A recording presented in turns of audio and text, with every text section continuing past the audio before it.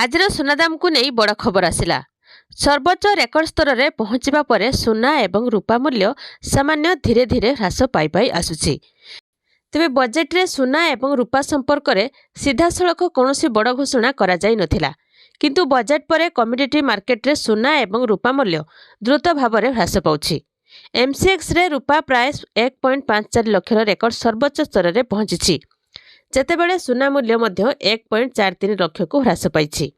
MCXରେ ରୂପା ପ୍ରାୟ 1.5 ଲକ୍ଷ ରେକର୍ଡ ସ୍ତରରେ ପହଞ୍ଚିଛି, ଯେତେବେଳେ କି ସୁନା ମଧ୍ୟ 1,83,000 ଟଙ୍କାକୁ ହ୍ରାସ ପାଇଛି। ତଥାପି ସୁନା ଏବଂ ରୂପା ମୂଲ୍ୟ ହ୍ରାସ ଗତ 3-4 ଦିନ ଧରି ହ୍ରାସ ପାଇକି ଆସୁଛି। ତେବେ ଆଜି ଭାରତୀୟ ବଜାରରେ 24 କ୍ୟାରେଟ ଏବଂ 22 କ୍ୟାରେଟର ସୁନାର ମୂଲ୍ୟ କେତେ ଅଛି ଆସନ୍ତୁ ଜାଣିବା। ତେବେ ଆଜି ଭାରତୀୟ ବଜାରରେ 22 କ୍ୟାରେଟର ସୁନାର ଦାମ ଏବଂ 24 କ୍ୟାରେଟର ସୁନାର ଦାମ ହ୍ରାସ ପାଇଛି।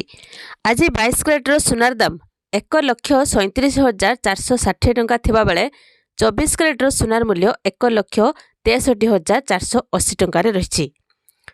ସେହିଭଳି ଆଜି ନୂଆଦିଲ୍ଲୀରେ 24 କ୍ୟାରେଟର ସୁନାର ମୂଲ୍ୟ 1,67,880 ଟଙ୍କା ଏବଂ 22 କ୍ୟାରେଟର ସୁନାର ମୂଲ୍ୟ 1,47,000 ଟଙ୍କାରେ ରହିଛି।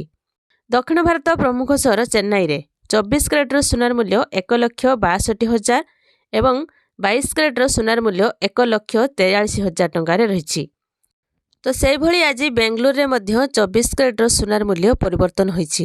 ଆଜି 24 କ୍ୟାରେଟର ସୁନାର ମୂଲ୍ୟ 1,60,000 ଟଙ୍କା ଥିବାବେଳେ 22 କ୍ୟାରେଟର ସୁନାର ମୂଲ୍ୟ 1,43,000 ଟଙ୍କାରେ ପହଞ୍ଚିଛି। ଓଡ଼ିଶା ରାଜଧାନୀ ଭୁବନେଶ୍ୱରରେ 24 କ୍ୟାରେଟର ସୁନାର ମୂଲ୍ୟ 1,56,000 ଟଙ୍କା ଥିବାବେଳେ 22 କ୍ୟାରେଟର ସୁନାର ମୂଲ୍ୟ 1,40,000 ଟଙ୍କାରେ ରହିଛି।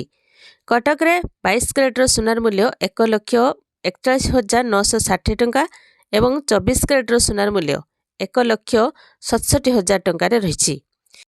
ଯଦି ଆପଣମାନେ ସୁନାର ଶୁଦ୍ଧତା ଯାଞ୍ଚ କରିବାକୁ ଚାହୁଁଛନ୍ତି ତେବେ ଆପଣ BIS କେୟାର ଆପ୍ରେ ଯାଞ୍ଚ କରିପାରିବେ।